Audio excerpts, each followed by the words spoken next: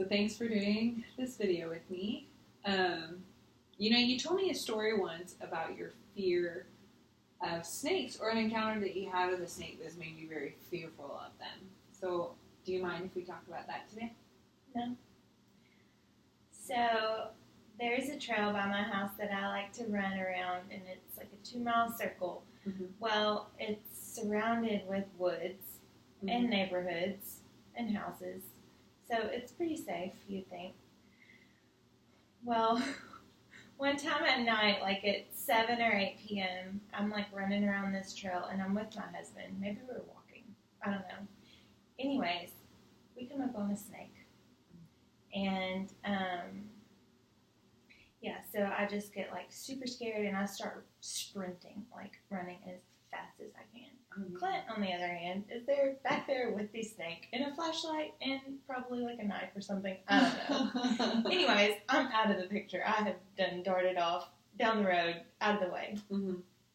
So from that experience of being so scared, I do not go back to that park at that time of night because my husband informed me, I don't know if this is true or not, but he said that the reasons why snakes come out on the concrete at night is because, well, they're like off in the woods during the day because they're trying to stay in the shade, but at night they come out on the concrete because it's cooler and the concrete's still warm, and so that's why they like to lay there. So yeah, we'll not be going back to the park or the trail to run at night again. Oh gosh. But do you still go to the park anyways, or? Yeah, I still go. Okay. I still go, just never at that time. Was that restrictive to your workouts?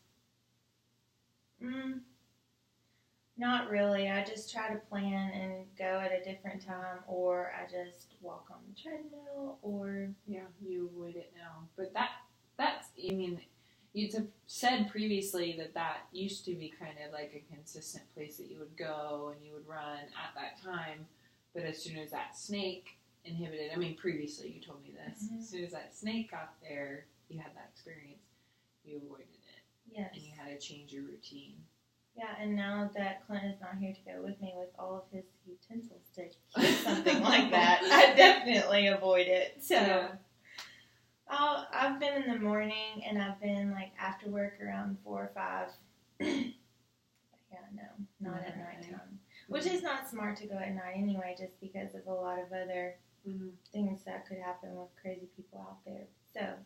What is, like, if you don't mind me asking, what were the kind of emotional responses to that experience? You said that you ran off and Clint stayed behind. I was scared. I had the heebie-jeebies. It was snakes were crawling over me the rest of the night, and I felt like they were all in the bed with me when I got in bed that night. It's just like you have that image stuck in your head like for the next whole day.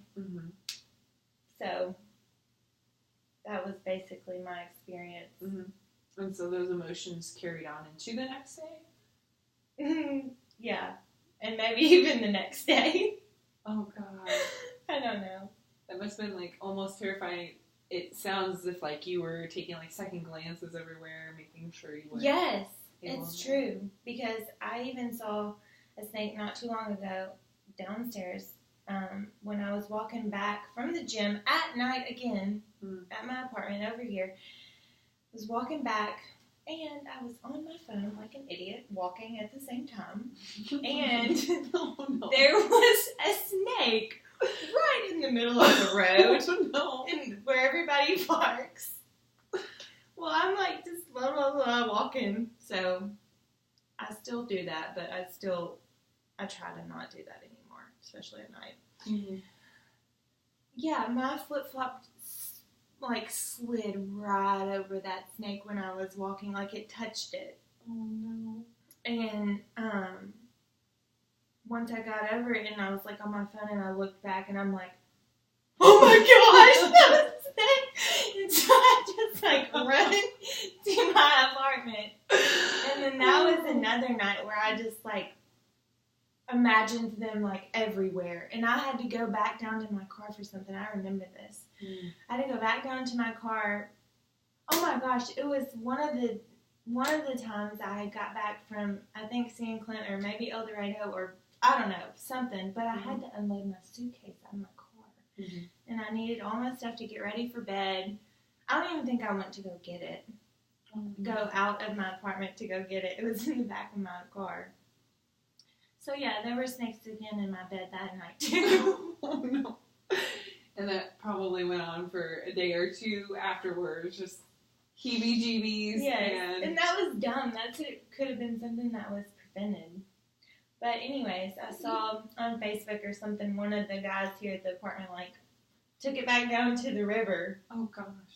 Anyways, I haven't seen it since. But then I felt like the next day and then like and still now, I'm like constantly looking in the bushes, like around, because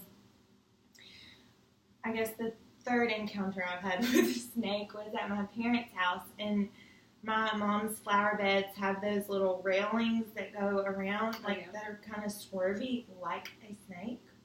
Well, this one particular snake was curved right up against that thing and like blended in with it. Oh gosh. I don't know where I was going with this, but your third experience with the snake. Yeah. Anyways, I forgot what I was gonna say. I just remember my mom calling my dad to get a shovel and kill it or something. But, so you weren't there when that happened? No, I saw it. Oh, you saw it? Okay. Yes. And I think it just ran inside the house. And I was not coming out. Oh, no. And then there was another one in our pool. My parents have a pool, and so the little drain, it somehow got in there. But I didn't see that one. But yes, I'm always like looking out, especially at my apartment now that was the recent encounter that I had. So I'm like looking in the flower beds and just trying to be more aware. Yeah. Oh. Because that's not a good feeling. Like you feel like your insides are like ripping out or something. I don't know. Sounds like you did what you could in that moment with what you had, which was run. But I mean, if you don't mind, we could work through kind of an exposure therapy in which we kind of see if we can take away the fear response of snakes, especially like thinking about them or imagining them, so that you're less fearful when you go outside at night. Okay. You think this is going to help? Well, I just think that, through your past experiences, you did the best with what you had, which was you had a stimulus that automatically evokes fear, but then that was paired with something that doesn't normally evoke fear, which is walking outside, especially at night. And when those two things were paired together, it's like now you're on guard, you're suddenly like pushing out a lot of energy by trying to pay attention. Yeah, because every time you hear of somebody with a snake, it's like they try to eat them, and I do not want to be eaten by a snake. Oh, or a bit. Okay, so I'm ready. Yeah, and those are very like normal fears too, and so. Like I hate even seeing pictures of them, and sorry, I'm digressing. I went to the. Oh no. I went to hike Pinnacle last weekend, and one of the park rangers had like a big crowd, and he was like demonstrating all of these different snakes and like had them out, and I couldn't even look, so I just went to my car. Okay, anyways, are we doing something? Yes. Okay. Exposure therapy. Are you ready? Okay, so we've kind of identified instances in which that fear response is elicited at night due to the multiple experiences of which you ran into a snake at night. And walking on pavement, it sounds like. Yes. Is there any other instances? You said that there was a garden experience. Yeah. That is almost, it seems like that's a one-off. And that was during the day. And that was during the day, but mostly it's at night that you experience a fear response even without even seeing a snake because you've had so many experiences. Yeah, because you can't see. Right. So, all right. So the next part would be listing out kind of experiences, or like a map. They could be something that happened or hasn't happened on a scale from 0 to 100. 0 being it doesn't elicit any anxiety or fear, and 100 being like, oh yes, that is terrifying, or I am experiencing so much anxiety, like the most anxiety in the world. And so how about let's start at the ends? Like, what experience in your mind would elicit 100 from you?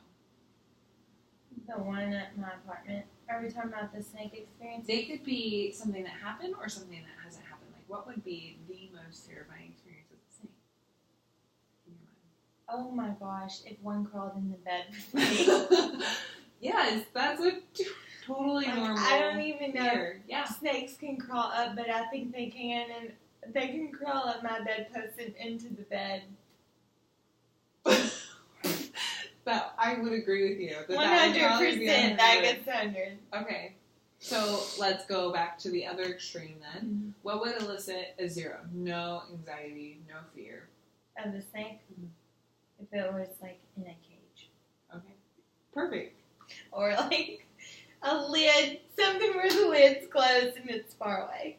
So for the sake of time, let's do what would elicit a 25?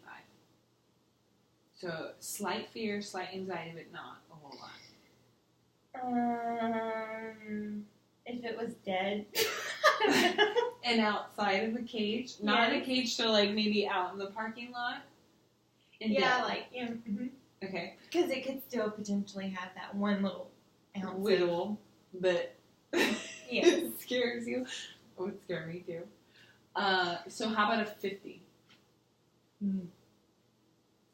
I guess if it was coming at me. I'm so sorry. You're terrifying.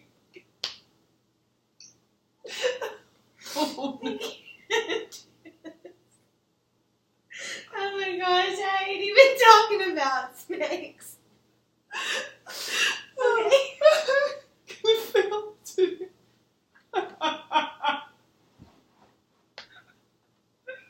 Okay. Okay. Can we get some water?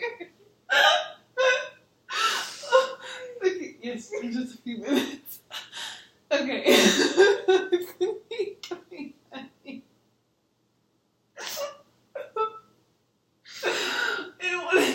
Okay. That gets 50. Yes. Okay.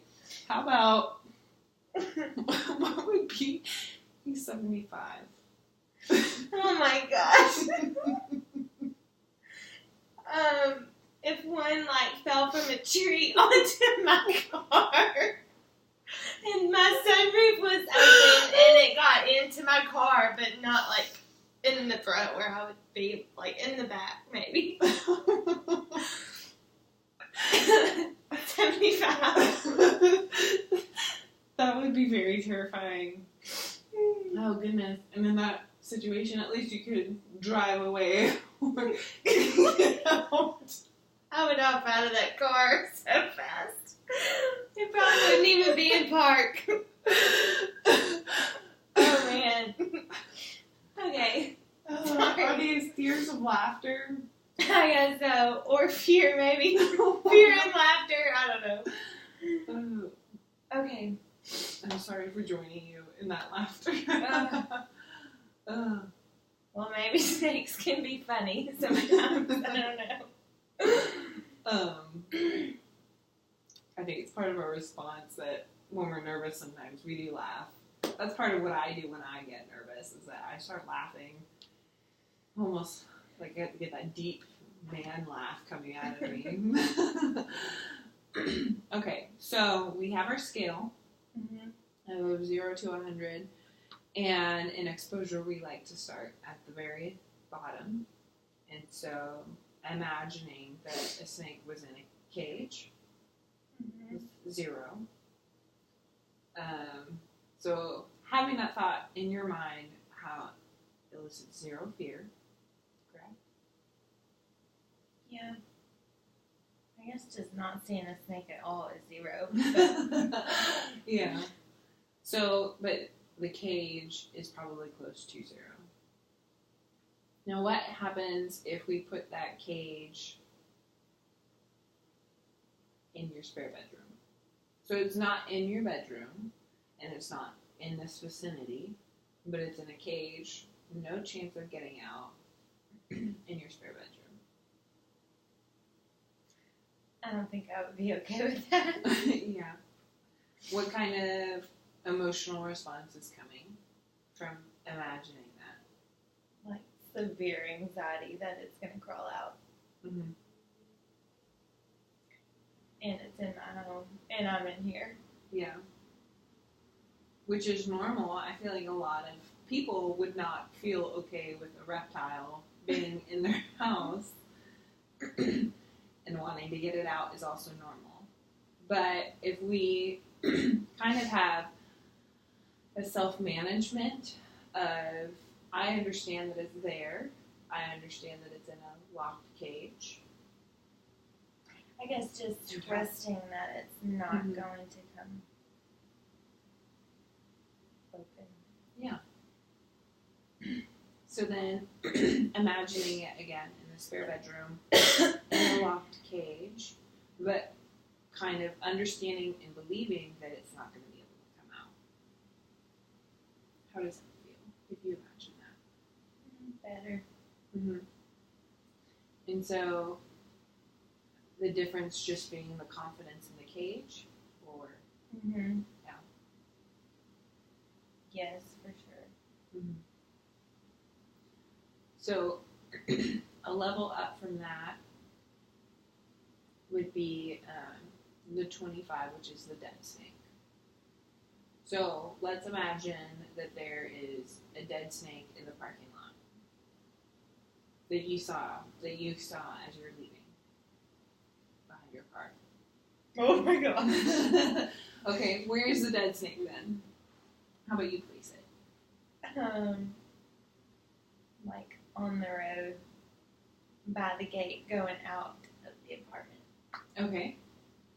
And what would you do in that? And how do you feel? What are the emotions that are coming? Because obviously you're driving out. Would you have stopped? Oh no. Okay. And so it would be almost like a, Just go. okay, zero fear, zero anxiety in that moment. Yeah, just normal. I guess no fear because I'm in my car and I'm going and he's smashed in the head. Mhm. And I just ran over him again purposely.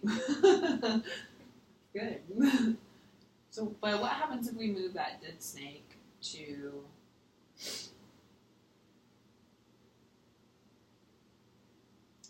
how about at the end of the sidewalk? So past your car, you wouldn't have to walk that far, right? You're up against the other building, but you see it as you're walking to your car. I would think that it was probably alive. And I would hop in my car really fast and drive away. Mm-hmm. But as you're walking and you notice that it's there, the emotions that arise. I'm scared that it's going to chase me to my car. And if you were able to acknowledge those fears and say, those are my direct responses, but that's not, I know it's dead. I can see it's dead. If it was clearly dead, like the head, Yeah, something was severed on it. I could do. Mm-hmm. I guess I would have zero fear if I could see that it was like a part. Mm-hmm. But then I guess I would have fear of who would pick it up and take it where it belongs. Yeah.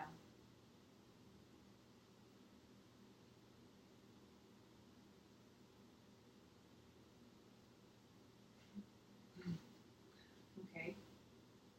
So part of like exposure is just exposure therapy is that in each session we're going to go through and kind of talk through those instances. And so next session, if we were to meet again, would be, we'd probably review the 0 and review the 25 and see if you would comfortable enough to move to the 50. And hopefully through that continual imagined exposure, your fear will become less as you expose it without any fear. We probably later then translate it to that trail at night. Okay. And so slowly removing the fear of snakes and then allowing you to have more freedom in running the trail that normally wouldn't elicit any fear without the snakes. Just allowing you to use that courage that is inside you because you were able to run in that first instance, every instance you were able to run, which takes courage to actually have a reaction. And so, but using that so that you can be better able to use things that you like trail running and walking outside at night. Okay. I think I can do that. Yeah? I think you can too. Okay. Perfect. Oh.